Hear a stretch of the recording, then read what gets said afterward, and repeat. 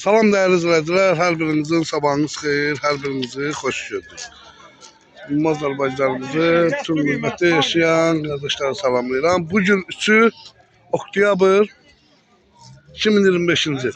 Bərdə qoyun bazarı. Kardeşim bak. Ama belə quzulardır. 7 manatdan verdi.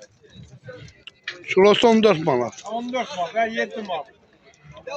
Yenə quzu 14 manat. Mahal gəlsin. Kim Ne? gəlsin verim, su bir quzulardır. Eti neçə kilo olur? Artıq verim, faiz verir 2 kilo artıq. 40 kilo, 38 kilo, 7 kilo. Diri çəkisi. Ha.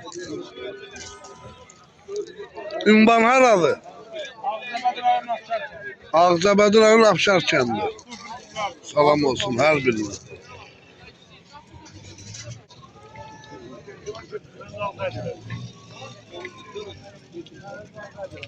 Süper kuzular. Kaymak, kaymak. Pazar olsun. Gör məndən kuzularda da heyvanlardan var gəlsin. Pazar olsun. Çox sağ ol, daha kişi. Əlin düşərli olsun. İnşallah. Gördüğünüz gibi kardeşin təsərrüfatıdır. Neçəyə deyirsən bunları? Bunlar 420 lira. 400 min. Boğaz. Hamısı birinci qarına. Hara heyvanlı bu? Ağzabədin hansı kəndi? Süllü kəndi. Yoğun da çekiyor belli mi? Çek koy.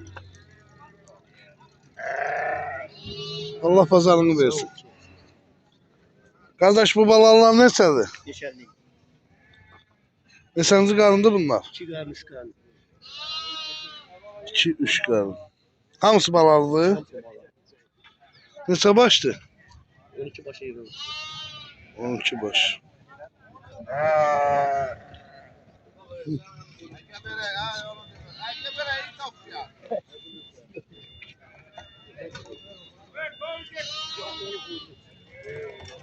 $550'ye.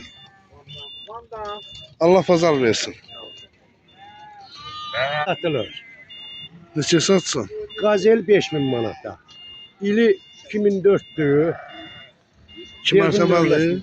2 mərtəbəli. Gazelde satılır. Kime lazım olsa zehirler. Allah pazar versin. Allah pazarınızı Sağ versin. olun, çok sağ olun. Allah kömək olsun ki, belə çəkib işıqlandırır.